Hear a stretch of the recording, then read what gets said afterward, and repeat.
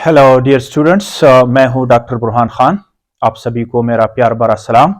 जो स्टूडेंट्स मुझे इंडिया से देख रहे हैं उनको मेरी तरफ से नमस्कार और आप सभी का मैं स्वागत करता हूं अपने इस YouTube channel chemistry with doctor Khan पर। हमने स्टार्ट किया हुआ है एस&पी ब्लॉक एलिमेंट्स को, और जो हमारा लास्ट लेक्चर था वहां पर आपने देखा होगा कि हम इस वक्त पढ़ रहे हैं पीरियड थर्ड एलिमेंट्स। और पीरियड थर्ड में आप सबको पता है कि कौन से एलिमेंट्स शामिल है। पीरियड थर्ड में हमारा सोडियम, फिर उसके बाद मैग्नीशियम, फिर उसके बाद एल्यूमिनियम, फिर सिलिकॉन, फास्फोरस, सल्फर, क्लोरीन और आखिर में अर्गान होता है। ये जो पीरियड थर्ड एलिमेंट्स है जो आपके सामने हैं, इनका हमने स्टार्ट किया हुआ है physical and atomic properties. Last lecture में हमने दो एटॉमिक प्रॉपर्टीज इसके पढ़े हैं, एक है इलेक्ट्रॉनिक स्ट्रक्चर, फिर उसके बाद हमने पढ़ा ट्रेंड्स इन एटॉमिक रेडियस। ये आपने समझना होगा कि जो मेटालिक रेडियस होता है, मेटालिक रेडियस जब आप लेते हैं तो मेटल एक दूसरे को क्रिस्टल लेटस में जो इसके आयंस होते हैं इस तरह करीब होते हैं, ओवरलैपिंग नहीं होती। कोवेलेंट बॉन्ड में फिर ओवरलैपिंग होती है और वैन-डेर-वाल्स रेडियस में एट सर्टेन डिस्टेंस होते हैं जिसको हम वैन-डेर-वाल्स डिस्टेंस कहते हैं। तो उसी का जब आप हाफ लेते हैं तो जाहिर सी बात है रेडियस ने बड़ा आना है। मेटालिक का भी बड़ा होता है, लेकिन सबका जो सबसे छोटा जो रेडियस होता है वो कोवेलेंट रेडियस होता है, क्योंकि उसमें ओवरलैपिंग शामिल होती हैं। तो जब आपसे अगर कोई पूछ ले कि इसकी तरतीब क्या है, तो सबसे स्मॉल जो रेडियस है वो कोवेलेंट रेडियस आपने लिखना होगा।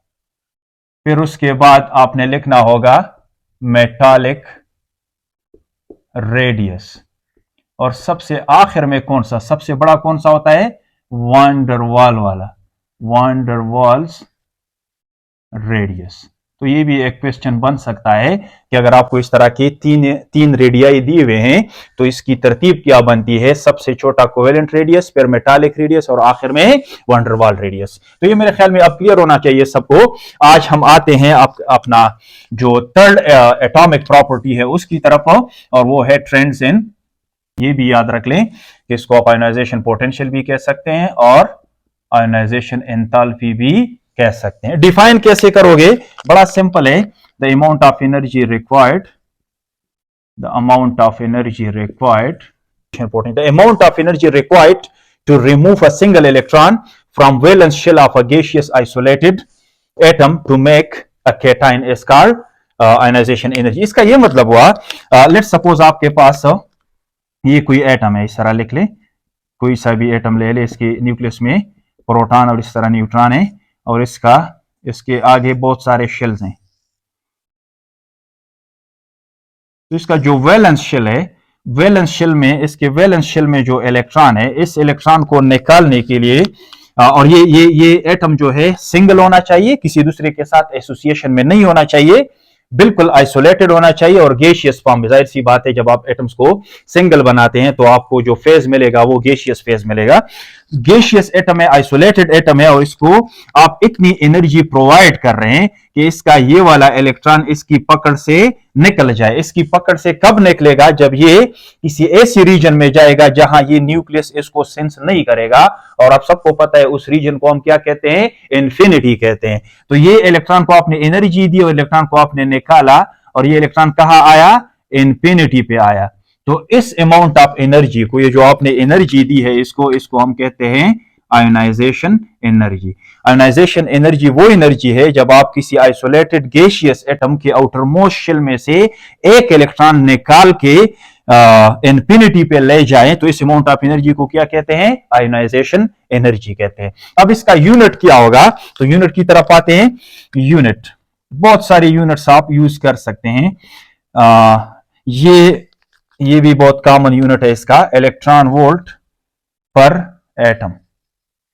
एक एटम का जब आप डिस्क्राइब कर रहे होते हैं तो बेस्ट ये है कि आप इलेक्ट्रॉन वोल्ट में लिख ले, फिर ठीक है, इलेक्ट्रॉन वोल्ट पर एटम। या फिर इलेक्ट्रॉन वोल्ट जो आपका होता है, इलेक्ट्रॉन वोल्ट वो होता है 1.6022 इंटू 10⁻⁻⁻19 जॉल के बराबर। तो आप यू भी लिख सकते हैं, जॉल पर एटम भी लिख सकते हैं, जॉल पर एटम। लेकिन याद रख के प्रैक्टिकली एक एटम के लिए हम मालूम नहीं करते हैं। जब प्रैक्टिकली करते हैं, क्योंकि एक एटम के लिए इम्पॉसिबल हो जाता है, तो हम मोल्स में कर रहे होते हैं। तो फिर इसका जो एक्सपेरिमेंट से हम डिटरमाइन करके वैल्यू रिपोर्ट करते हैं, तो इसके लिए फिर यूनिट लिखते हैं किलो जॉल पर मोल। तो ये सारी यूनिट्स जो है आप यूज कर सकते हैं। ये पर एटम के लिए इस तरह और इस तरह भी लिख सकते हैं, और जब मोल की बात करते हैं तो फिर उसके लिए आप किलो जॉल पर मोल में इस एनर्जी को रिप्रेजेंट करते हैं। अब ये जो प्रोसेस है, ये एंडोथर्मिक प्रोसेस है। इलेक्ट्रॉन निकालने के लिए आपने एनर्जी देनी होगी एटम को, तो इसका साइन हमेशा क्या होगा?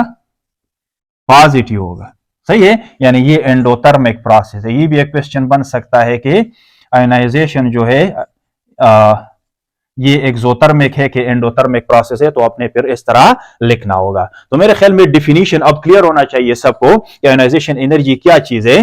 तो इस तरह आप इसको डिफाइन करोगे। फिर उसके बाद हमने ट्रेंड्स इन आयोनाइजेशन एनर्जी, लेकिन ये जो हम आयोनाइजेशन एनर्जी की बात कर रहे हैं, ट्रेंड की बात कर रहे हैं, तो आपने बुक्स में देखा होगा इसके साथ लिखते हैं फर्स्ट आयोनाइजेशन एनर्जी। क्या लिखते हैं? First ionisation energy. ये क्यों लिखते हैं, इस पे जरा बात करते हैं। फर्स्ट लिखने की क्या जरूरत थी? तो यहां इशारा है किस तरफ? जो सक्सेसिव आयोनाइजेशन एनर्जीज हैं उसकी तरफ। एनर्जी, इस पे जरा बात करते हैं। लेट्स सपोज आपके पास ये सक्सेसिव आयोनाइजेशन एनर्जीज की हम बात कर रहे हैं। सक्सेसिव आयोनाइजेशन एनर्जीज, इसकी हम बात कर रहे हैं। लेट्स सपोज आपके पास कोई एटम है, एम कोई एटम है किसी एलिमेंट का, इसको आप एनर्जी दे रहे, सही है, और इससे आपने एक इलेक्ट्रॉन निकाला, तो इस पे कितना चार्ज आएगा? +1 चार्ज आएगा। अब इसकी जो आयोनाइजेशन एनर्जी है, इसके साथ आपने 1 लिखना होगा। ये फर्स्ट आयोनाइजेशन एनर्जी है। अब आप चाहते हो कि ये वाला जो +1 कैटायन है, इसमें से मैं एक और इलेक्ट्रॉन को निकालना चाहता हूं, सही है, इन्फिनिटी पे ले जाना चाहता हूं, तो ये इस पर फिर क्या चार्ज आएगा? +2 चार्ज आएगा, और इसके ऊपर इससे एक इलेक्ट्रॉन और निकलेगा। इस आयोनाइजेशन एनर्जी को आप रिपोर्ट करोगे कि ये सेकंड आयोनाइजेशन एनर्जी है। इसी तरह आप चाहते हो कि इसको मजीद छेड़ें और इसमें से कोई और इलेक्ट्रॉन भी आप निकाल लें, तो फिर इस पर +3 चार्ज आएगा और इसमें से एक और इलेक्ट्रॉन निकलेगा। इलेक्ट्रॉन के ऊपर वैसे आप माइनस साइन लिख सकते हैं। तो इस आयोनाइजेशन एनर्जी को फिर आप क्या नाम दोगे? ये इसका थर्ड आयोनाइजेशन एनर्जी है। अब सवाल ये बनता है कि इसकी तरतीब क्या बनेगी? ये जो आयोनाइजेशन एनर्जीज है, तो याद रखिए इलेक्ट्रॉन निकालने के बाद जो कैटायन बनता है, कैटायन का साइज हमेशा अपने एटम से छोटा होता है। क्यों?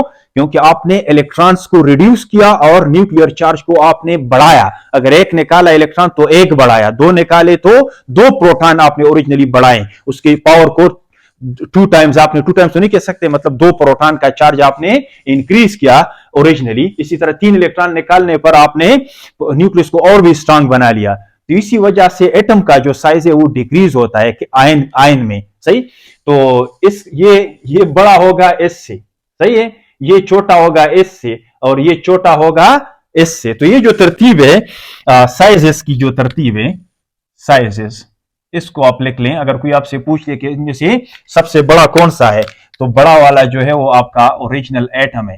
फिर उसके बाद जो है आपका +1 वाला बड़ा होगा +2 से, और +2 बड़ा होगा +3 से।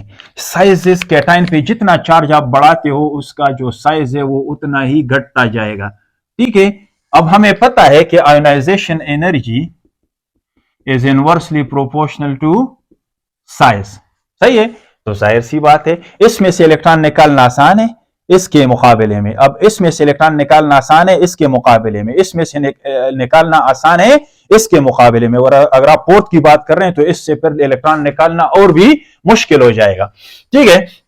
तो अब आयोनाइजेशन एनर्जीज की जो तरतीब है वो आप सबको क्लियर होना चाहिए। जो फर्स्ट आयोनाइजेशन एनर्जी है, जो सबसे ज्यादा आयोनाइजेशन एनर्जी होगी वो कौन सी होगी? Third ionization energy. फिर उसके बाद सेकंड आयोनाइजेशन एनर्जी, और फिर उसके बाद जो है थर्ड आयोनाइजेशन एनर्जी, ठीक है।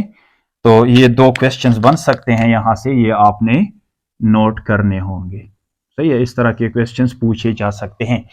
अच्छा, यहां हम फर्स्ट आयोनाइजेशन इसलिए लिखते हैं क्योंकि आयोनाइजेशन एनर्जीज कुछ भी हो सकता है। फर्स्ट वाला भी हो सकता है, सेकंड वाला, थर्ड वाला, इवन फोर्थ और फिफ्थ तक आप जा सकते हो। तो यहां लिखना फर्स्ट इसलिए लाजमी है कि जब हम ट्रेंड्स की बात करेंगे, यहां हम किस चीज की बात करें, पहले तो हमने समझा कि आयोनाइजेशन एनर्जी क्या चीज है, फिर हमने ये भी समझा कि सक्सेसिव आयोनाइजेशन एनर्जी का क्या मतलब होता है। तो ये फर्स्ट लिखना यहां लाजमी इसलिए है कि ऐसा नहीं आप सोडियम और मैग्नीशियम के लिए कहीं फर्स्ट आयोनाइजेशन की बात कर रहे हो, बीच वाले का सेकंड की बात कर रहे हो और आखिर वाले का थर्ड की बात कर रहे हो। तो इस तरह के कंपैरिजन में आप ट्रेंड फिर नहीं बना सकते। जब बात होगी ट्रेंड्स की तो सबके लिए हम कंसिडर करेंगे कौन सा वाला, फर्स्ट आयोनाइजेशन एनर्जी कंसिडर, ठीक है। तो इसकी लिखने की वजह यही है। अब आते हैं अपना ओरिजिनल टॉपिक, यानी हम चूंकि इस वक्त क्या कर रहे हैं, पीरियड थर्ड कर रहे हैं, तो पीरियड थर्ड के लिए जरा देखते हैं। पीरियड थर्ड में हमारे पास एलिमेंट्स एक दफा फिर लिख लें, सोडियम है, मैग्नीशियम है, एल्यूमिनियम है, सिलिकॉन है, फास्फोर, सल्फर, क्लोरीन और अर्गान, ये हमारे एलिमेंट्स है। इनमें अब देखते हैं फर्स्ट आयोनाइजेशन के लिहाज से कि किसके आयोनाइजेशन एनर्जी ज्यादा होगी और किसकी कम होगी। तो पहले ये फैक्टर्स की तरफ आए। ए फैक्टर को तो हमने ऑलरेडी डिस्कस किया। तो जो फैक्टर्स है जिसपे आयोनाइजेशन एनर्जी डिपेंड करती है वो कौन से है, तीन आपने मेन फैक्टर्स को कंसिडर करना होगा। एक है एटॉमिक साइज, जिसका एटम छोटा आयोनाइजेशन एनर्जी ज्यादा, सही है, इनवर्स रिलेशनशिप है। दूसरा है आपका न्यूक्लियर चार्ज, और चौथा आपने, तीसरा वाला आपने कंसिडर करना होगा इलेक्ट्रॉनिक कॉन्फ़िगरेशन। इलेक्ट्रॉनिक कॉन्फ़िगरेशन भी यहां बड़ा अच्छा रोल प्ले कर रहा है, तो आपने इसको भी कंसिडर करना होगा। एटॉमिक साइज के साथ सबको क्लियर होना चाहिए इनवर्स रिलेशनशिप, आयोनाइजेशन एनर्जी का कौन सा रिलेशनशिप है, इनवर्स रिलेशनशिप है।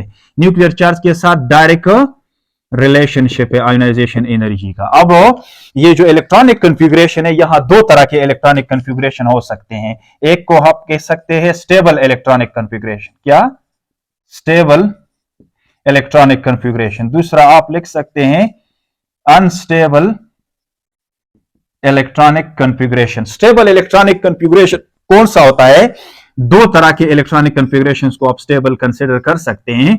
एक होता है आपका फुल फिल्ड, जो फुल फिल्ड सब शेल्स हैं, इस तरह के इलेक्ट्रॉनिक कॉन्फ़िगरेशन को हम कहते हैं ये स्टेबल। इसमें एटम खुश होता है, एटम स्टेबल होता है, तो वहां से फिर इलेक्ट्रॉन निकालना मुश्किल हो जाता है, आयोनाइजेशन एनर्जी ज्यादा होती है। एक होता है उसके बाद वाला हाफ फिल्ड, हाफ फिल्ड सब शेल्स अगर हैं तो ये इलेक्ट्रॉनिक कॉन्फ़िगरेशन भी स्टेबल है, सही है, इससे तो नहीं है लेकिन स्टेबल है। जो अनस्टेबल होता है वो इलेक्ट्रॉनिक कॉन्फ़िगरेशन आपका होता है पार्शियली फिल्ड, तो ये भी इंपॉर्टेंट होता है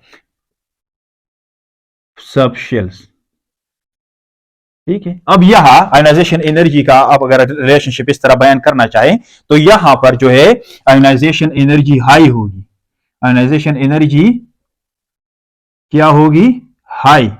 यहां पर भी आयोनाइजेशन एनर्जी हाई, सही है। यहां पर आयोनाइजेशन एनर्जी लो होगी, आयोनाइजेशन एनर्जी कम होगी, क्योंकि एटम का जो इलेक्ट्रॉनिक कॉन्फ़िगरेशन है वो अनस्टेबल है, वो इस बात को अलाउ करेगा कि यहां से इलेक्ट्रॉन को निकाला जाए, तो ये इतना रेजिस्ट नहीं करेगा। अब इसका, इन सब का एक तरतीब बनाते हैं, एक ऑर्डर बनाते हैं, तो उस हिसाब से हम आयोनाइजेशन एनर्जी के ट्रेंड को बआसानी समझ सकेंगे। इन सब को अगर आप यूं कर लें, यहां से यहां तक ये जो मैंने पॉइंट्स लिखे हैं, इन सब से भी आप एक ऑर्डर बना सकते हैं, और वो ऑर्डर ये है कि इलेक्ट्रॉनिक कॉन्फ़िगरेशन को देखते हुए जो फुल है, फुल ये स्टेबल होते हैं, सही है, फिर हाफ फिल्ड, और आखिर में स्टेबिलिटी की हम बात कर रहे हैं, स्टेबिलिटी की बात कर रहे हैं, किस चीज की बात कर रहे हैं, एटम की स्टेबिलिटी की बात कर रहे हैं इलेक्ट्रॉनिक कॉन्फ़िगरेशन को देखते हुए। सबसे अनस्टेबल कौन सा होता है, जिसका इलेक्ट्रॉनिक कॉन्फ़िगरेशन हो पार्शियली फिल्ड हो,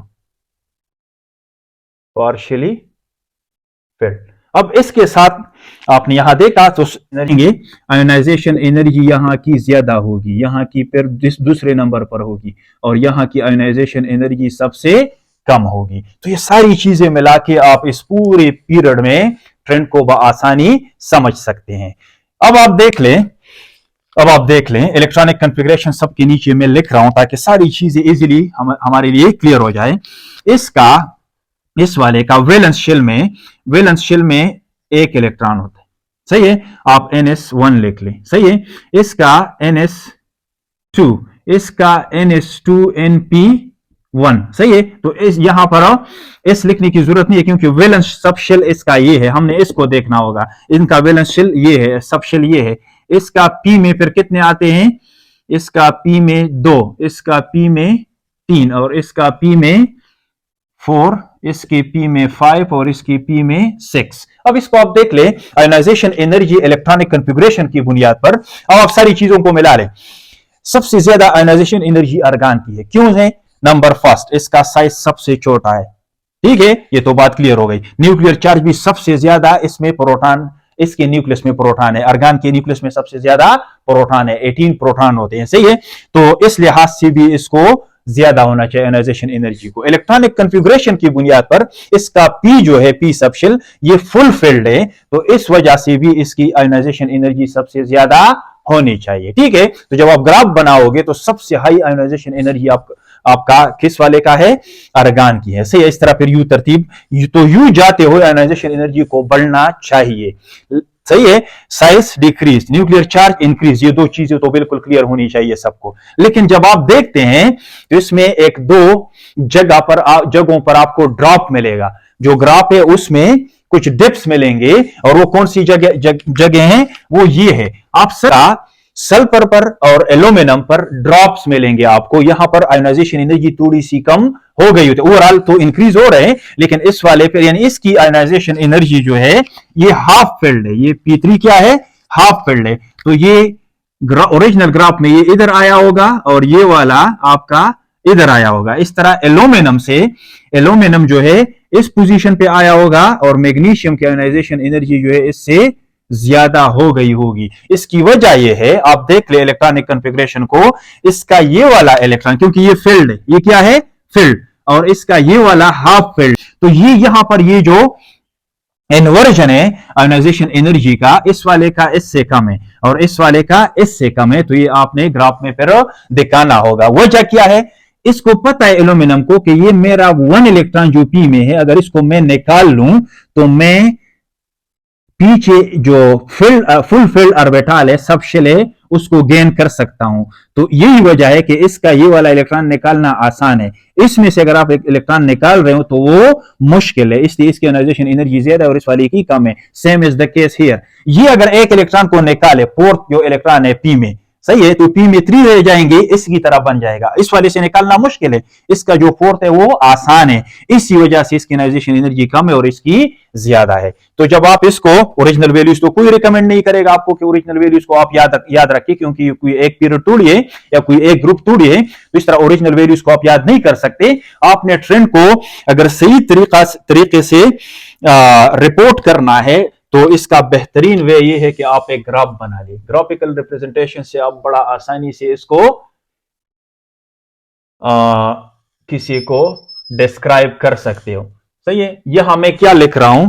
यहां हम लिखेंगे फर्स्ट आयोनाइजेशन एनर्जी, ठीक है। ये फर्स्ट आयोनाइजेशन एनर्जी है। यहां आपके एलिमेंट्स आ गए, यहां आप क्या लिख लें? ये जो पीरियड थर्ड के एलिमेंट्स है इनको लिख लें। अब आप देख ले, ट्रेंड को देख ले, तो ट्रेंड कौन सा है? ट्रेंड कुछ इस तरह होना चाहिए। आपका सबसे कम किसका होना चाहिए? सोडियम का, ठीक है, फिर मैग्नीशियम का, सही है। अब इलेक्ट्रॉनिक कॉन्फ़िगरेशन को फॉर अ टाइम आप इग्नोर करें, सिर्फ इन दो चीजों को देख ले। एटॉमिक साइज डिक्रीज होता है, ionisation energy increase, nuclear charge भी बढ़ता है तो आयोनाइजेशन एनर्जी भी इंक्रीज। तो जो हमारा एक्सपेक्टेड है वो कुछ इस तरह होना चाहिए, ठीक है। ये अगर आपका सोडियम है तो ये मैग्नीशियम है, फिर ये एल्यूमिनियम है, ये सिलिकॉन, ये फास्फोरस, ये सल्फर, ये क्लोरीन और ये वाला फिर आपका आर्गन, सही है। तो एक्सपेक्टेड जो हमारा ट्रेंड है वो ये होना चाहिए। लेकिन जब आप ओरिजिनल वैल्यूज को देखते हैं तो ये जो मैंने थर्ड चीज लिखी हुई है इलेक्ट्रॉनिक कॉन्फ़िगरेशन, इसका भी बड़ा अच्छा रोल होता है इसमें आयोनाइजेशन एनर्जी को कंट्रोल करने में। तो आपको मिलेगा कि एल्यूमिनियम की जो एनर्जी है वो ये यहां पर नहीं है, बल्कि एल्यूमिनियम की एनर्जी इससे कम है, इससे तो ज्यादा है। ओवरऑल ट्रेंड तो ये है कि इंक्रीज है, लेकिन जो इसके करीब वाला है इससे कम है। तो मैग्नीशियम से आप इसकी वैल्यू को थोड़ा सा कम करें, इधर ले आए, सही है। इसी तरह सल्फर पर भी आपको एक ड्रॉप मिलेगा, तो इसकी ये ओरिजिनल वैल्यू नहीं है बल्कि इससे कम है, तो यहां पर आपको ये मिलेगा। सही है। अब आप इन चीजों को मिला ले, यूं मैग्नीशियम को आप निकाले यहां से, इसकी सॉरी एल्यूमिनियम को, एल्यूमिनियम जो है इसकी वैल्यू ये है और आपका सल्फर की वैल्यू ये है। तो आप ग्राफ बना ले तो ओरिजिनल ग्राफ कुछ इस तरह देखेगा आपको। ये दो जो आपको डिप्स नजर आ रहे हैं, ये इनको हम डिप्स इसलिए कहते हैं कि इनका ओरिजिनल यहां पे होना चाहिए था। कहां पे? एल्यूमिनियम का यहां पे होना चाहिए था। सही है। यहां नहीं, बिल्कुल यूं जाते हुए इधर होना चाहिए था, लेकिन इसमें अब एक डिप आ गया। सही है। सल्फर का इधर होना चाहिए था, इससे पहले मैंने बनाया हुआ था वैसे, लेकिन अब ये इधर है। तो इसकी वजह क्या है? इसकी वजह ये है कि ये एल्यूमिनियम जो है आपका P1 सिस्टम है। कौन सा सिस्टम है? P1 सिस्टम है, इलेक्ट्रॉनिक कॉन्फ़िगरेशन को देखते हुए। और ये वाला कौन सा है? ये आपका P4 सिस्टम है, सल्फर। इसकी P में 4 होते हैं। सही है। तो ये इसकी P को आप बना ली यूं, एक ही इलेक्ट्रॉन है। इसकी P में कितने इलेक्ट्रॉन है? इसकी P में जो है 4 इलेक्ट्रॉन है। अब ये इसमें से एक इलेक्ट्रॉन निकालना आसान इसलिए है कि बड़ा खुश होगा कि एक इलेक्ट्रॉन अगर निकल जाए तो इससे पहले फिर क्या बचता है? इसका NH2 बचता है। सही है। और इस वाले का अगर ये इलेक्ट्रॉन निकाला जाए तो ये हाफ फिल्ड हो जाएगा, और हमें पता है कि ये कंप्लीट पे जाता है। इससे पिछले वाला जो सबशेल है उसका कंप्लीशन पे जाता है, और ये हाफ फिल्ड हो जाता है। इसलिए फुल फिल और हाफ फिल्ड ये स्टेबल है। इसी वजह से ये अपना इलेक्ट्रॉन लॉस करने के लिए इतना कोई रेजिस्टेंस शो नहीं करते हैं। कम रेजिस्टेंस का मतलब ये है कि कम एनर्जी दरकार होगी। यही वजह है कि इसका अपना एल्यूमिनियम का जो आयोनाइजेशन एनर्जी है वो मैग्नीशियम से कम है। तो जब ये जो मैंने शिफ्टिंग की है, इससे आप एक ऑर्डर अब बना सकते हो। ऑर्डर क्या बनेगा? आयोनाइजेशन एनर्जी का, फर्स्ट आयोनाइजेशन एनर्जी का सबसे ज्यादा किसकी है? आप इस तरफ से देख ले, सबसे कम है सोडियम का, फिर है मैग्नीशियम का, ज्यादा है एल्यूमिनियम से। तो इधर आपका आएगा एल्यूमिनियम, फिर आपका मैग्नीशियम। ठीक है। फिर सिलिकॉन का ज्यादा है मैग्नीशियम से, लग रहा है ज्यादा है। ठीक है। फिर सिलिकॉन से ज्यादा है फास्फोरस का। सही है। लेकिन फास्फोरस का आप लिख ले कि ज्यादा है सल्फर से, तो सल्फर आप इधर ले आए। और फिर किसका है? फास्फोरस का है। सही है। अच्छा, सल्फर का ज्यादा है सिलिकॉन से, लेकिन फास्फोरस का ज्यादा है सल्फर से। ठीक है। ये तो इसकी ओरिजिनल नहीं है, ओरिजिनल तो ये है, इसमें ये ड्रॉप है। ये क्या चीज मैंने लिखा हुआ है यहां पे, इसको आप देख ले, ये ड्रॉप है, ड्रॉप। यहां पे आपको एक ड्रॉप मिला है, ड्रॉप ही लिख ले, इधर लिख ले ड्रॉप, या डिप लिख ले, डिप। और एक डिप आपको इधर नजर आएगा। तो ये तरतीब फिर आपने वहां पे लिखना होगा। अब आप सीधा सीधा जाएं, फास्फोरस का ज्यादा है सल्फर से, सही है, लेकिन फास्फोरस का फिर कम है क्लोरीन से, और सबसे ज्यादा किसका है? अर्गान का। तो ये तरतीब जो है ये भी बहुत इंपॉर्टेंट है। ग्राफ से हर वक्त आप ग्राफ नहीं बना सकते हैं, या फिर अक्सर एमडीकेट में जो है ग्राफ नहीं दिया होता है, आपने इस तरह से के एमसीक्यूज देखे होंगे। तो ये वाला जो तरतीब है इसको आपने पिक करना है कि पीरियड थर्ड एलिमेंट्स के लिए। तो ये सारी चीजें आपने नोट करनी होगी। 3 मेन फैक्टर्स है, एटॉमिक साइज को भी आपने देखना होगा, न्यूक्लियर चार्ज को भी देखना होगा, और साथ साथ जो है एक इंतहाई इंपॉर्टेंट चीज स्पेशली अक्रॉस द पीरियड, वो ये है कि आपने इलेक्ट्रॉनिक कॉन्फ़िगरेशन पर भी नजर रखनी होगी कि इलेक्ट्रॉनिक कॉन्फ़िगरेशन अगर अलाउ कर रहा है इलेक्ट्रॉन को, तो आयोनाइजेशन एनर्जी जो है, क्योंकि सबसे मुश्किल काम होता है इलेक्ट्रॉन निकालना कहां से? कंप्लीटली फिल्ड सबशेल से। ठीक है। और फिर उसके बाद होता है हाफ फिल्ड से। सबसे आसान होता है इलेक्ट्रॉन निकालना किसी पार्शियली फिल्ड सबशेल में। यहां तक आप नोट कर लें। इसके बाद फिर आते हैं जो बाकी के एटॉमिक एंड फिजिकल प्रॉपर्टीज है उसको। Trends in first ionisation energy के बाद हम आते हैं ट्रेंड्स इन इलेक्ट्रोनेगेटिविटी की तरफ, और ये किसके लिए हम कर रहे हैं? पीरियड थर्ड एलिमेंट्स के लिए। तो अब हम कवर कर लेंगे trends in electronegativity.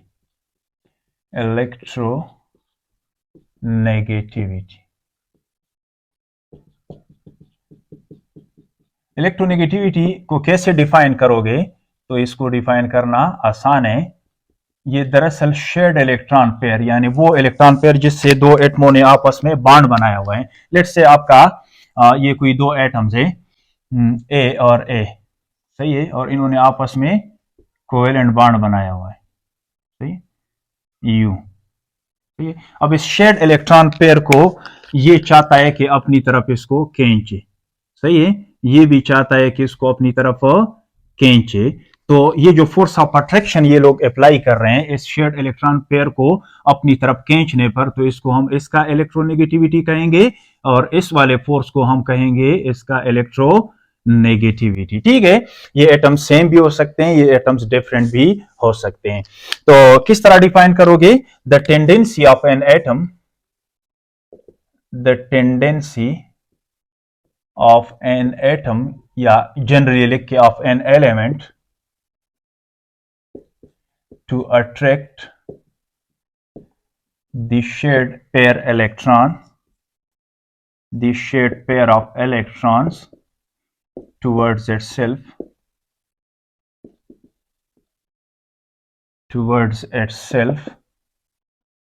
is called electronegativity। इस चीज को हम क्या कहते हैं? इलेक्ट्रोनेगेटिविटी कहते हैं। ठीक है, इलेक्ट्रोनेगेटिविटी यही फोर्स ऑफ अट्रैक्शन को जो शेयर्ड इलेक्ट्रॉन पेयर पर हर एक एटम अपनी तरफ लगाता है, इसको कहते हैं इलेक्ट्रोनेगेटिविटी। इसको मालूम करने के लिए दो तरह के स्केल्स हैं। स्केल्स जो मशहूर इंपॉर्टेंट स्केल्स हैं जो आम यूज होते हैं इलेक्ट्रोनेगेटिविटी को मालूम करने के लिए, वो है, ये भी ऑब्जेक्टिव टाइप के लिए से, वैसे इसकी डिटेल में हम नहीं जाएंगे क्योंकि इस लेवल पर ये इंक्लूडेड नहीं है कि हम इसके डिटेल्स में जाएं। स्केल्स जो दो इंपॉर्टेंट स्केल्स हैं वो कौन से हैं? एक है पॉलिंग स्केल, इलेक्ट्रोनेगेटिविटी को इस स्केल पे हम मालूम करते हैं, और एक है आपका मोलेकिन स्केल, मोलेकिन्स स्केल। तो ये दो स्केल्स ऐसे हैं जो केमिस्ट्री में यूज होते हैं जिसके थ्रू इलेक्ट्रोनेगेटिविटीज को मालूम किए जाते हैं। अच्छा, ये तो बात हुई जस्ट इंफॉर्मेशन के लिए कि दो तरह के स्केल्स यूज होते हैं। अब आते हैं सीधा ट्रेंड्स की तरफ। तो इलेक्ट्रोनेगेटिविटी जिन फैक्टर्स पर डिपेंड करता है, फैक्टर्स वो ये हैं, ये इंपॉर्टेंट है, यहां से आपने ट्रेंड्स को एक्सप्लेन करना होगा। Electronegativity is directly proportional to nuclear charge. इसका जो साइज के साथ रिलेशनशिप है वो बिल्कुल एग्जैक्टली द सेम फैक्टर्स है जो आयोनाइजेशन एनर्जी में, लेकिन आयोनाइजेशन एनर्जी में हम इलेक्ट्रॉन को निकालते थे, अब ये इलेक्ट्रॉन खींच रहा है। कौन सा वाला? वो इलेक्ट्रॉन जिससे इन्होंने आपस में बॉन्ड बनाया हुआ है, वही वाला शेयर्ड पेयर। तो एटॉमिक साइज के साथ इसका रिलेशनशिप क्या है? Inverse relationship. इन दो चीजों को देखते हुए अब आप आ जाएं अपना ये जो हमारा पीरियड थर्ड है, तो sodium, magnesium, aluminium, silicon, phosphorus, sulphur और क्लोरीन। अर्गान को यहां आपने शामिल नहीं करना है क्योंकि अर्गान कोई बॉन्ड नहीं बनाता है, तो इसका इलेक्ट्रोनेगेटिविटी वैल्यूज जो है वो अवेलेबल नहीं है। तो ये जो ट्रेंड है, सबसे कम इलेक्ट्रोनेगेटिविटी किसकी है? सोडियम का, फिर मैग्नीशियम, फिर एल्यूमिनियम। तो ये बड़ा क्लियर है, इसमें कोई डाउट, कोई कंफ्यूजन नहीं है, कोई डिप्स नहीं है, यहाँ पे सीधा सीधा ट्रेंड है इलेक्ट्रोनेगेटिविटी का। तो यू जाते हुए अक्रॉस द पीरियड इलेक्ट्रोनेगेटिविटी क्या होता है? इंक्रीज होती है, क्योंकि यू जाते हुए आपका atomic sorry nuclear charge increases. Nuclear charge में क्या आता है? इंक्रीज। आपका atomic size decrease, atomic size क्या होता है? डिक्रीज होता है। तो सॉरी इलेक्ट्रोनेगेटिविटी आपका डेफिनेटली दोनों ये ऊपर के दोनों जो चेंजेस हैं ये इस बात को फेवर करती है कि इलेक्ट्रोनेगेटिविटी को क्या होना चाहिए? इंक्रीज होना चाहिए यू जाते हुए। तो इसका ग्राफ बनाना भी बड़ा आसान हो जाएगा हमारे लिए, कोई इसमें एक्सेप्शन नहीं है, कोई डिप्स विप्स नहीं है, सीधा सीधा आप बना ले। ये मैं लिख रहा हूं यहाँ पे इलेक्ट्रोनेगेटिविटी, और ये आपके एलिमेंट्स है, ये आपके एलिमेंट्स है। तो सोडियम का अगर इलेक्ट्रोनेगेटिविटी इतनी है तो मैग्नीशियम का फिर इससे ज्यादा, फिर एल्यूमिनियम, फिर सिलिकॉन, फिर फास्फोरस, और इसके बाद सल्फर, और इसके बाद फिर क्लोरीन। ये अगर आपका सोडियम है तो ये हो गया मैग्नीशियम, ये एल्यूमिनियम, ये सिलिकॉन, ये फास्फोरस, ये सल्फर, और ये क्लोरीन की वैल्यू हो गई। कोई ओरिजिनल वैल्यूज याद रखने की जरूरत नहीं है आप करके। ये आपका ग्राफ बन जाएगा, सही है। नहीं तो इसको आप इसके ऊपर ला सकते हो, यूं बड़ा बड़ा बना दे, कोई वो मसला नहीं है, इस तरह, सही है। तो ये आपका हो गया ट्रेंड। ये क्या, इस एक्सिस पे आप क्या लिख लें, आपके एलिमेंट्स लिख लें, सही है। नहीं तो आप एटॉमिक नंबर भी लिख सकते हैं, यहां पर आप एटॉमिक नंबर भी लिख सकते हैं, ये बड़ा अच्छा रहेगा। चलिए एटॉमिक नंबर ही लिख लेते हैं। एलिमेंट्स तो वैसे हमने ऊपर लिख लिए। तो ये अगर आपका 11 है तो ये 12 है, ये फिर 13 है, ये वाला 14, ये का इसका ये इसका हो गया, इसका फिर आप लिख लें, सीधा सीधा आप बना सकते हैं वैसे, 15, 16 और ये आपका 17। तो यहां मैंने क्या डिस्प्ले किया इस एक्सेस पे, एटॉमिक नंबर को, ठीक है। Atomic number means number of proton बढ़ रहे हैं, न्यूक्लियर चार्ज बढ़ रहे हैं। तो ये सबको आना चाहिए, बड़ा आसान है वैसे, सही है। इलेक्ट्रोनेगेटिविटी का जो ट्रेंड है डिफाइन भी हमने किया, इसका कोई यूनिट नहीं होता क्योंकि ऑन द स्केल जो है ये हम रेशो लेते हैं, सही है, तो यूनिट्स वहां पे कट जाते हैं। अच्छा, अब इसके बाद का जो ट्रेंड है वो है trends in electrical conductivity. Trends in electrical conductivity.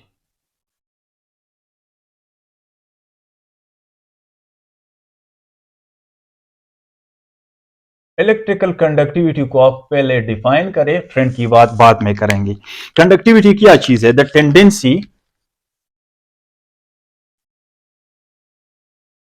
Tendency of an element या ऑफ अ सब्सटेंस, जनरलाइज लिख लें, यहां वैसे हम बात एलिमेंट्स की कर रहे हैं लेकिन इसको और भी जनरलाइज बना दें, of a substance to pass electric current through itself. तो ये किसी चीज का ये सलाहियत कि वो कितना अपने आप में से इलेक्ट्रिक करंट को पास कर सकता है, कैरी कर सकता है, इसको कहते हैं electrical conductivity. Electric current through itself is called electrical conductivity. इस चीज को हम कहते हैं इलेक्ट्रिकल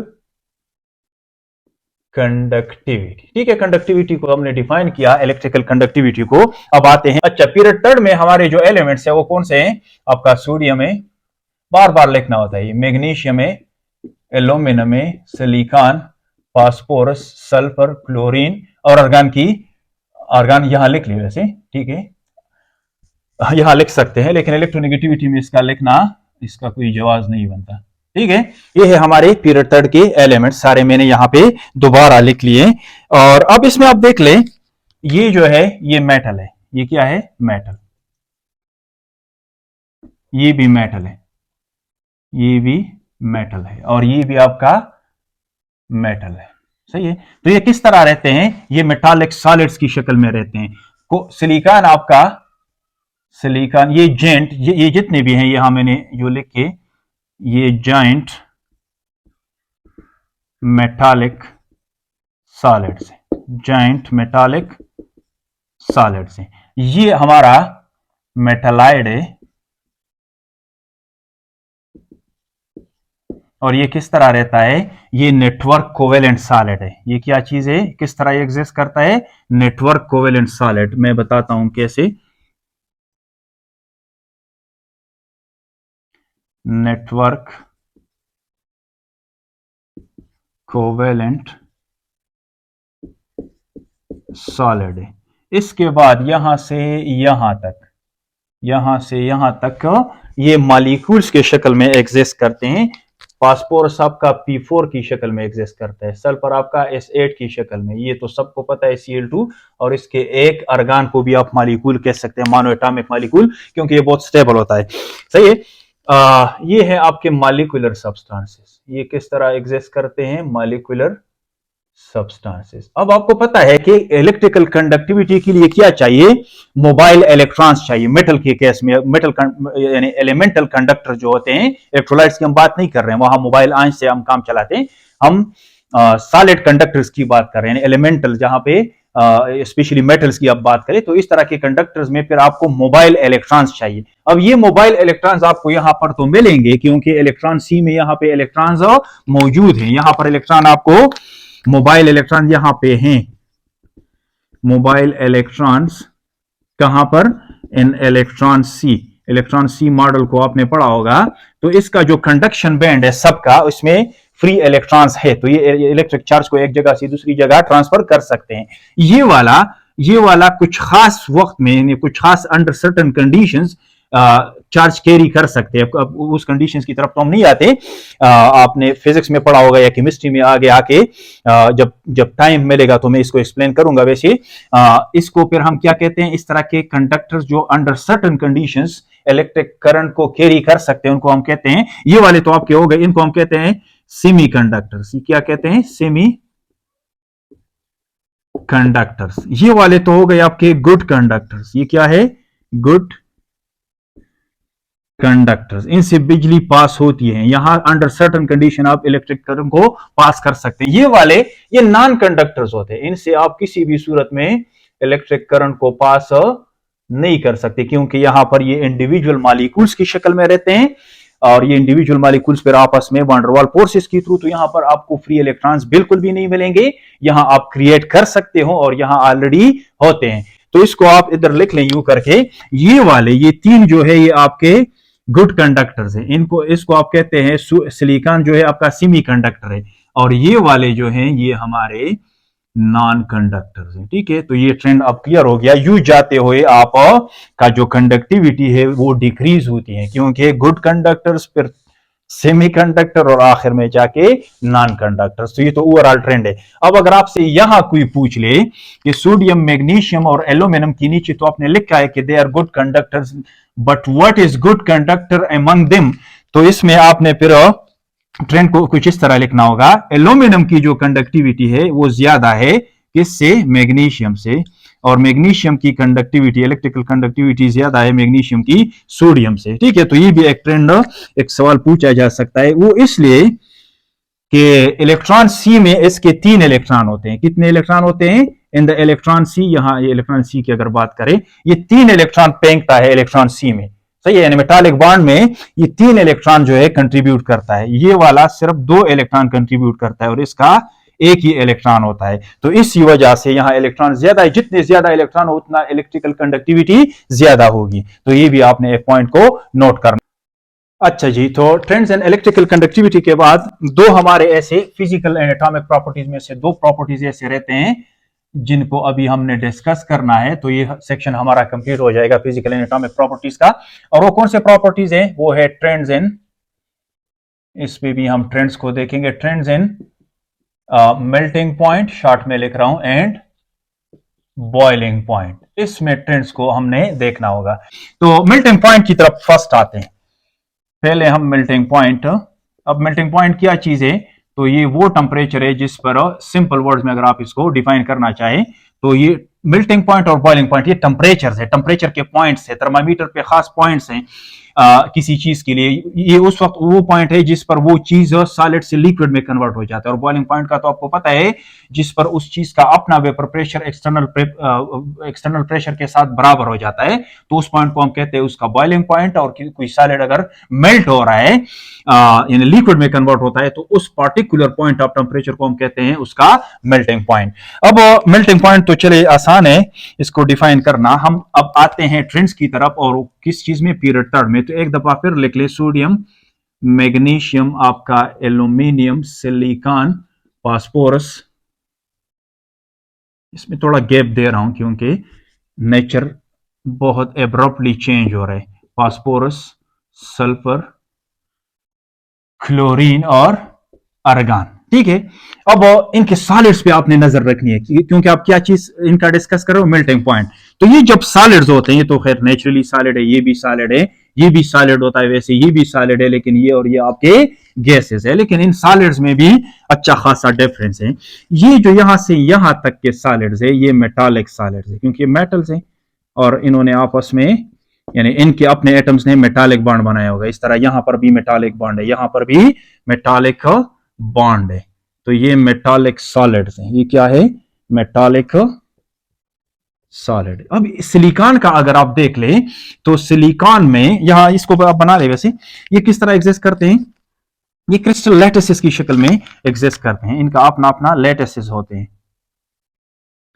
सोडियम का आप देख लें, आप इस तरह मैग्नीशियम का देख लें, एल्यूमिनियम का देख लें, इसको किसी दूसरी पेन से बना लें यूं करके, रफ में बना रहा हूं वैसे यहाँ सॉलिड में, फिर इसको हम डिटेल में बनाएंगे उधर के कैसे बनते हैं इनके लैटिसेस। सही है, तो ये इस तरह इनके कैजेस होते हैं, इसमें आपस में जितने भी सोडियम एटम्स होंगे वो मेटालिक बॉन्ड के थ्रू कनेक्टेड होंगे, इस तरह मैग्नीशियम का भी और एल्यूमिनियम का भी। अगर आप सिलिकॉन को देख ले तो सिलिकॉन की कहानी कुछ डिफरेंट है। ये जो सिलिकॉन इसका भी लैटिसेस होते हैं, इसी तरह लैटिस होते हैं, लेकिन लैटिस को छोड़ के मैं एक और तरीके से इसको बना रहा हूं, लेटेस्ट के अंदर से इसको एक्सप्लेन कर रहा हूं। तो जितनी भी सिलिकॉन एटम्स होंगे वो एक दूसरे के साथ इसी तरह कनेक्टेड होंगे। हर सिलिकॉन ने इसमें 4 कोवेलेंट बॉन्ड्स बनाए होते हैं डायमंड की तरह। सही है, वैसे भी 2 डायमेंशनल मैंने बनाया, 3D भी आप बना सकते हो इसका। टेट्राहेड्रली हर सिलिकॉन एग्जिस्ट करता है इसके अंदर, और हर सिलिकॉन ने 4 बॉन्ड्स बनाए होते हैं। अब इसको सबको तो हम नहीं बना सकते, तो यू बना के आप इधर एन लिख लेके यह सारा फैला हुआ इस तरह नेटवर्क ऑफ कोवेलेंट सॉलिड्स। तो इसको इस तरह के सॉलिड्स को हम क्या कहते हैं, नेटवर्क सॉलिड्स कहते हैं, नेटवर्क कोवेलेंट सॉलिड्स कहते हैं। इसके बिल्कुल बराबर आ जाए यूं, इसको हम कहते हैं नेटवर्क कोवेलेंट सॉलिड।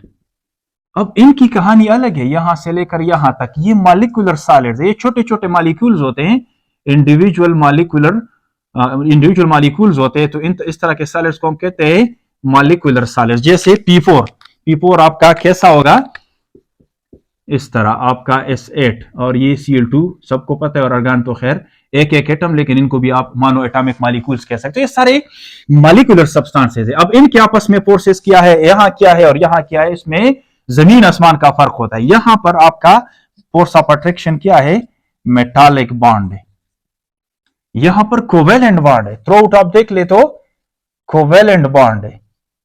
यहां पर लंडन डिस्पर्जन फोर्सेस होते हैं, लंडन, यहां पर आप देख ले वंडरवाल फोर्सेस होते हैं, लेकिन वंडरवाल फोर्सेस में भी कौन से सबसे वीक वाले, short distance London dispersion forces, क्योंकि यहां पर कोई डाइपोल आपको नजर नहीं आएगा, यहां पर नहीं होगा डाइपोल। सही है ना, कोई हाइड्रोजन बॉन्डिंग का चांसेस है। तो जो फोर्सेस ऑफ अट्रैक्शन है वंडरवाल्स के अंदर, वो भी कौन से वाले हैं, लंडन डिस्पर्जन फोर्सेस। अब आप सोच ले, इनको मेल्ट करना बड़ा आसान होता है, इसका बहुत मुश्किल होता है, इसका भी मुश्किल होता है, लेकिन इसके साथ मैंने बहुत इसलिए लगाया कि कोवेलेंट बॉन्ड्स को आपने इधर टारगेट करना होगा, कोवेलेंट बॉन्ड्स को ब्रेक करने होंगे। तो कोवेलेंट बॉन्ड की स्ट्रेंथ मेटालिक बॉन्ड से ज्यादा है।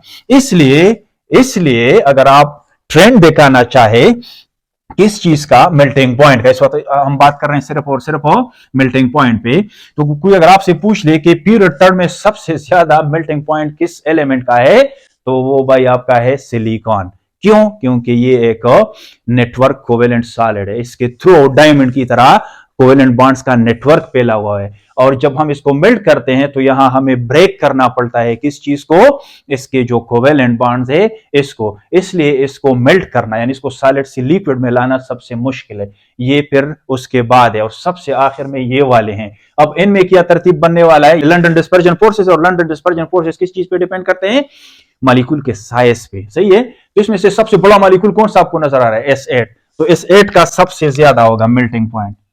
सही है, फिर उसके बाद P4 का, फिर उसके बाद Cl2 बड़ा है अर्गान से, तो सबसे कम होगा अर्गान का। ये तो खैर छोड़े, ये तो हम कर लेंगे उधर, लेकिन ये हम इनके बीच का बात कर रहे हैं कि इनके आपस में क्या सूरत हाल है, कैसे ट्रेंड बयान करोगे यहां का मेल्टिंग पॉइंट में। यहां क्या है, यहां अब मेटालिक बॉन्ड किस चीज पे डिपेंड करता है, जितनी ज्यादा इलेक्ट्रॉन सी में इलेक्ट्रॉन्स आए हो। तो आपको पता है एल्यूमिनियम जब मेटालिक बॉन्ड बनाता है तो मेटालिक बॉन्ड में ये कंट्रीब्यूट करता है 3 इलेक्ट्रॉन्स, ये 2 इलेक्ट्रॉन्स और ये 1 इलेक्ट्रॉन। इसके इनके वैलेंस शेल में जो लूज इलेक्ट्रॉन है वो 1, 2 और इसके 3, 2 s में और 1 p में। तो इसका मेटालिक बॉन्ड सबसे स्ट्रांग होगा। सही है, तो इसका मेल्टिंग पॉइंट भी ज्यादा है। फिर मैग्नीशियम का, और फिर उसके बाद जो है आपका सोडियम का। तो वैल्यूज याद रखने की कोई जरूरत नहीं है, ये सबसे हाई है, ये हाईएस्ट है, इसके नीचे आप लिख ले हाईएस्ट। अब ओवरऑल अगर आपसे कोई पूछ ले कि भाई चले ठीक है, अब इसका ओवरऑल ट्रेंड बता दिए मुझे पूरे पीरियड का, तो कैसे करोगे ओवरऑल ट्रेंड आपका मेल्टिंग पॉइंट का, overall trend in melting point for what, for period third, सही है। तो बड़ा आसान हुआ, सबसे ज्यादा किसका है मेल्टिंग पॉइंट, सिलिकॉन का, फिर एल्यूमिनियम का, फिर मैग्नीशियम का, फिर सोडियम का, सही है। उसके बाद सल्फर का, उसके बाद आपका फास्फोरस, फास्फोरस, उसके बाद क्लोरीन, उसके बाद अर्गान। तो इसको इसको मैं चेंज कर रहा हूं ये वाला, ताकि क्लियर क्लियर नजर आए आपको, सही। तो ये जो ट्रेंड है ये है आपका मेल्टिंग पॉइंट का। ग्राफ बनाना चाहे इसे तो बना सकते हो, इसका ग्राफ आप इधर बना ले, बड़ा खूबसूरत बन जाएगा। इस तरह कर ले, एक वाई एक्सिस पे आप मेल्टिंग पॉइंट को शो करें, किस चीज को, मेल्टिंग पॉइंट को। यहां आप आपके जो एलिमेंट्स है इनको शो करें, या एटॉमिक नंबर भी लिख सकते हो। अब आप देख लें सबसे ज्यादा मेल्टिंग पॉइंट किसका है, सिलिकॉन का है, सिलिकॉन का, यूं लिख ले कहीं इधर, सबसे ज्यादा इसका है, सही है। फिर उसके बाद का मेल्टिंग पॉइंट जो है वो है एल्यूमिनियम का, फिर आपका मैग्नीशियम, फिर आपका सोडियम, फिर उसके बाद ये यहां से यहां तक जो है ये कौन से फोर्सेज है, ये आपका वो लंदन डिस्पर्जन वाले फोर्सेज है। तो इसमें सल्फर का ज्यादा है, लेकिन इसका ये मतलब नहीं है कि सल्फर का मेटल से ज्यादा है, मेटल से कम शो करना होगा आपने। तो ये अगर आपका सल्फर हो गया, ये सल्फर, सही है। तो फास्फोरस किधर होगा आपका, फास्फोरस वैसे ऑर्डर में पहले आता है पीरियड में, तो पहले से पहले बना ले, लेकिन इसकी एनर्जी कम शो करे आप सल्फर से। फिर उसके बाद क्लोरीन, सही है, क्लोरीन की कम होगी फास्फोरस से, और फिर उसके बाद सबसे कम अर्गान की। इन पॉइंट्स को आप मिला ले तो बड़ा खूबसूरत सा आपको मिलेगा ग्राफिकल रिप्रेजेंटेशन, किस चीज का, ये जो पीरियड थर्ड के एलिमेंट्स है इनके मेल्टिंग पॉइंट्स का। बॉइलिंग पॉइंट का मैं नहीं कह रहा, इस वक्त हम बात कर रहे हैं मेल्टिंग पॉइंट का। ये क्या है आपका, ये वाला जो एलिमेंट है ये सोडियम है, ये मैग्नीशियम, ये एल्यूमिनियम, ये सबसे ऊपर किसका है, सिलिकॉन, ये है फास्फोरस, फिर ये सल्फर, ये क्लोरीन, और ये आपका अर्गान। तो इस तरह आप शो कर सकते हैं। ओरिजिनल वैल्यूज को मैं नहीं रिकमेंड करता कि आप याद रखिए, क्योंकि आप याद नहीं रख सकते, कोई एक वैल्यू तोड़िए। अच्छा, अब आते हैं trends in boiling point. Boiling point की तरफ आते हैं। बॉइलिंग पॉइंट आप सबको पता है कि ये वो टेम्परेचर है जिस पर किसी लिक्विड का, याद रहे लिक्विड से स्टार्ट करना होगा हमने। यहां अपने सारी चीजों को किस तरह देखा, ये सब हम सॉलिड में देख रहे हैं, और सॉलिड से आगे का टेम्परेचर चेक कर रहे हैं कि किस टेम्परेचर पर ये कन्वर्ट हो जाते हैं लिक्विड में, ठीक है। तो मेल्टिंग पॉइंट में आपने सॉलिड से स्टार्ट करना होता है। बॉइलिंग पॉइंट में आपने ज़हन में ये रखना होगा कि, और ये मैं इसलिए कह रहा हूं कि आगे आप बहुत बड़ी कंफ्यूजन आने वाली है, उस कंफ्यूजन को दूर करने के लिए बार बार मैं कह रहा हूं कि ड्यूरिंग बॉइलिंग पॉइंट आपने ये सोचना होगा कि हम स्टार्ट किस चीज से कर रहे हैं, मतलब लिक्विड का चेक कर रहे हैं, ठीक है। तो ये बात काम आने वाली है आगे। अच्छा, बॉइलिंग पॉइंट दोबारा लिख लें एलिमेंट्स, ठीक है जी, लिख रहा हूं, sodium, magnesium, aluminium, silicon, phosphorus, sulphur, chlorine, और आपका अर्गान, ठीक है। वही चीजें आप लेकर आए इधर। ये भाई यहां से यहां तक मेटल्स है, क्या है, मेटालिक सॉलिड्स। इसके बगैर एक्सप्लेन नहीं होता, तो इसलिए हमने लिखना होता है। ये कौन सा है, ये है नेटवर्क कोवेलेंट सॉलिड, यहां से यहां तक। ये वाले कौन से हैं, ये हमारे मॉलिक्यूलर सॉलिड्स, यानी इंडिविजुअल, अगर सॉलिड में होंगे, सॉरी मॉलिक्यूलर सब्सटेंसेस। अब सॉलिड वालिड की बात छोड़े, मॉलिक्यूलर सब्सटेंसेस, ठीक है। ठीक है, यहां अगर मैंने सॉलिड लिख लिए तो इसको मैं मिटा देता हूं, अपनी बात पर आता हूं। इनका नेचर मेटालिक है, इनका नेचर क्या है, कोवेलेंट है, नेटवर्क कोवेलेंट है। लेकिन याद रखे इस बात को, कंफ्यूजन यहां पे आने वाली है, और वो कंफ्यूजन ये है कि क्या मेल्टिंग पॉइंट की तरह सबसे ज्यादा बॉइलिंग पॉइंट भी सिलिकॉन की होगी? The answer is no. इसकी बॉइलिंग पॉइंट यहां से इनसे कम होती है। इसकी वजह यह है कि मेल्टिंग पॉइंट की तो बात समझ में इसलिए आ रही थी कि वहां सारा नेटवर्क था कोवेलेंट बॉन्ड्स का। अब ये लिक्विड फॉर्म में है, किस फॉर्म में है, लिक्विड फॉर्म में है, जिसको हम बॉयल करना चाहते हैं, सही है। तो जब लिक्विड फॉर्म में है तो इसका मतलब यह है कि ड्यूरिंग मेल्टिंग इसका नेटवर्क जो है हमने तोड़ा हुआ है, कोवेलेंट बॉन्ड्स का नेटवर्क हमने तोड़ा हुआ है। अब ये अगर आपस में एक दूसरे के साथ इंटरेक्ट कर रहे हैं तो ये मेटालाइड है, इसमें मेटालिक कैरेक्टर्स भी है और नॉन मेटालिक कैरेक्टर्स भी है। तो कौन से वाले फोर्सेस अप्लाई करेगा लिक्विड में अपने एटम्स को होल्ड करने के लिए?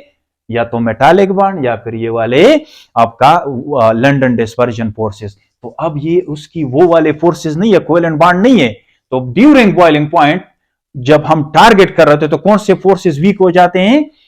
ये इसके मॉलिक्यूल्स या इसके एटम्स के बीच के जो फोर्सेस होते हैं, तो ये तो कोवेलेंट बॉन्ड नहीं है।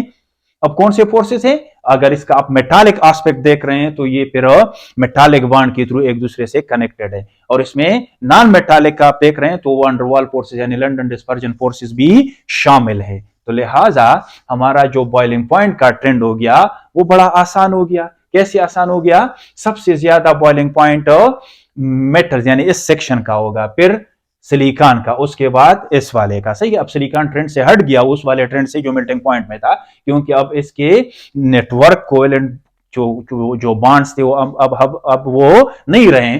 सही है, तो इसमें अगर आप देख लें मेटल्स में ये तो जीत गए, लेकिन मेटल में कौन जीतेगा? वही पुरानी वाली बात, एल्यूमिनियम ज्यादा, मैग्नीशियम, फिर उसके बाद सोडियम। तो ट्रेंड क्या बनता है? ट्रेंड ये बनता है कि आपका सबसे ज्यादा बॉइलिंग पॉइंट किसका होगा? एल्यूमिनियम का, फिर उसके बाद जो है मैग्नीशियम का, फिर उसके बाद सोडियम का, फिर उसके बाद जाके सिलिकॉन का। अब यहां सल्फर को आपने आगे ले आना होगा, फिर फास्फोरस, फिर क्लोरीन, और उसके बाद आर्गन। इसका भी हम ग्राफ बनाएंगे, लेकिन ग्राफ बड़ा प्यारा बनेगा और उसी तरह नहीं बनेगा। ये मैं कह रहा हूं कि उसकी तरह नहीं बनने वाला है ग्राफ, ठीक है? तो इसको आप नोट कर लें। अच्छा, अब आते हैं ग्राफिकल रिप्रेजेंटेशन की तरफ। लेते हैं, इतना कोई ज्यादा जगह नहीं चाहिए, इसको ग्राफ बनाते हैं। यहां आप अपने एलिमेंट्स लिख लें पीरियड थर्ड के, सही है। यहां पर बीपी लिख लें, ब्लड प्रेशर नहीं, बॉइलिंग पॉइंट, ठीक है। अब बॉइलिंग पॉइंट सबसे ज्यादा किसका होगा भाई? एल्यूमिनियम का होगा, सही है। फिर उसके बाद मैग्नीशियम का, फिर उसके बाद आपका सोडियम का, सही है। यू जाते हुए सोडियम, सॉरी ये एल्यूमिनियम है, ये सोडियम है आपका, ये मैग्नीशियम है। अब उसके बाद सिलिकॉन का भी अच्छा खासा ज्यादा है, तो कम कर ले लेकिन इतना नहीं, सही है। सिलिकॉन का, ठीक है। अब इसकी वजह यह है क्योंकि यहां पर ड्यूरिंग मेल्टिंग हमने सारे कोवेलेंट बॉन्ड्स को नहीं तोड़े हैं, इसके बड़े बड़े पीसेस बने हुए हैं। अब उन पीसेस के बीच का या तो लंदन डिस्पर्जन फोर्सेस आप कंसीडर कर लें, या फिर क्योंकि ये मेटालाइड है, या फिर इसका जो थोड़ा बहुत मेटालिक कैरेक्टर है उसको आप इसमें डाल सकते हो, लेकिन मैं वेटेज दूंगा किस चीज को? लंदन डिस्पर्जन फोर्सेस को। तो यहां से लेकर यहां तक अब वो कोवेलेंट बॉन्ड की कहानी खत्म हुई। अब यहां से लेकर यहां तक आपने क्या चीज को, किस चीज को कंसीडर करना है? लंदन डिस्पर्जन फोर्सेस को। तो इसके पीसेस बड़े हैं, सही है, सारे कोवेलेंट बॉन्ड तो नहीं टूटे हैं, तो जो बड़े बड़े पार्ट्स हैं वो आपस में लंदन डिस्पर्जन फोर्सेस बनाए हुए हैं, तो इसका इनसे ज्यादा है सिलिकॉन का बॉइलिंग पॉइंट। फिर आप इधर फास्फोरस को तोड़ा, अब ये यहां ये बहुत नीचे इसलिए लाना होगा क्योंकि फिर ग्राफ में ऐसे शो करेगा कि सोडियम से कहीं सल्फर और इनका ज्यादा है। तो यहां से आप स्टार्ट कर लें, फास्फोर या सोडियम को थोड़ा सा ऊपर कर लें, सही है। ये आपका सल्फर का ज्यादा होगा, सही है, लेकिन सोडियम से कम, सही है। सल्फर से आपका जो फास्फोरस है उसका कम होगा बॉइलिंग पॉइंट, सही है, यूं कर लें। और फिर जो है आपका क्लोरीन का, और सबसे आखिर में आर्गन का, सही है। ग्राफ को थोड़ा सा आगे बढ़ाएं, यूं, सही है। तो इन चीजों को आप मिला लीजिए, आपका ट्रेंड बन जाएगा किस चीज का? बॉइलिंग पॉइंट का, यू, सही है। ये है भाई ट्रेंड बॉइलिंग पॉइंट का। ये है सोडियम, ये मैग्नीशियम, ये आपका एल्यूमिनियम, ये सिलिकॉन, ये फास्फोरस, ये सल्फर, ये क्लोरीन और ये आर्गन, ठीक है। तो उससे काफी डिफरेंट नजर आ रहा है। इसकी वजह यह है कि इसको एक अलग एक्सप्लेनेशन की जरूरत है जो मैंने आप लोगों को बता दी। यहां क्लोज कर देते हैं अपना ये जो फिजिकल एंड एटॉमिक प्रॉपर्टीज का सेक्शन है पीरियड थर्ड एलिमेंट्स के लिए। इसको आप अच्छी तरह से नोट कर ले, अपने नोट्स बनाए, एंड अल्लाह हाफिज।